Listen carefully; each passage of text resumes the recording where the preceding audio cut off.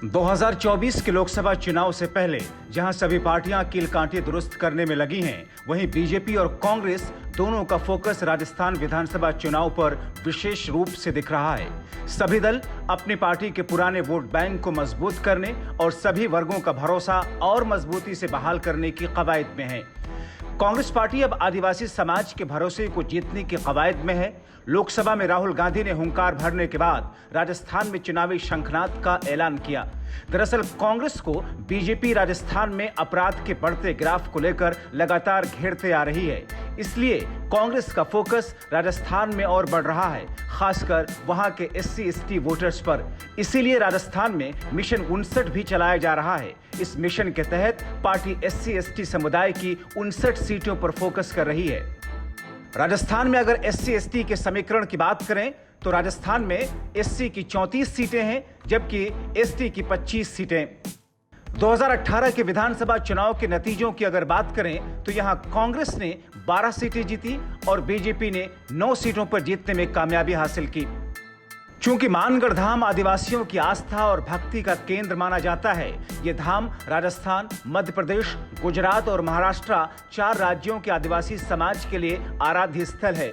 इनमें से मध्य प्रदेश और राजस्थान में इसी साल चुनाव है। ऐसे में विश्व आदिवासी दिवस के मौके पर राहुल मानगढ़ धाम से राजस्थान की 25 और मध्य प्रदेश की 45 सीटों को साधने की कोशिश करेंगे।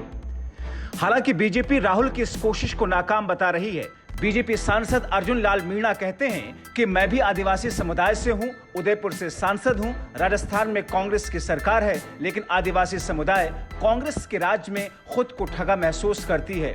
फर्टाइल इलाका है जहाँ पे आदिवासियों को कुछ लाभ लुभाने वादे करके और उनको हमारे साथ जोड़ा जाए, लेकिन अभी आदिवासी पढ़ा लिखा हो चुका है, समझदार हो चुका है और विकास की बात को वो समझने लगा है कि कौन विकास का काम करा सकता है, कौन शिक्षा स्वास्थ्य के बारे में सोच सकता है।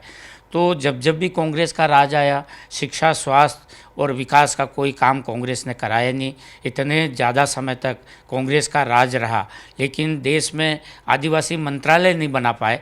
आदिवासी समाज लंबे समय तक कांग्रेस का कोर वोटर रहा है। आज भी कुछ क्षेत्रों में पार्टी की स्थिति अन्य पार्टियों की तुलना में मजबूत नजर आती है, लेकिन भारतीय ट्राइबल पार्टी के एंट्री से पार्टी की जमीन कमजोर हुई है। जबकि दक्षिण जिलों को देखें तो कांग्रेस से ज्यादा सीटें बीजेपी ने जीती।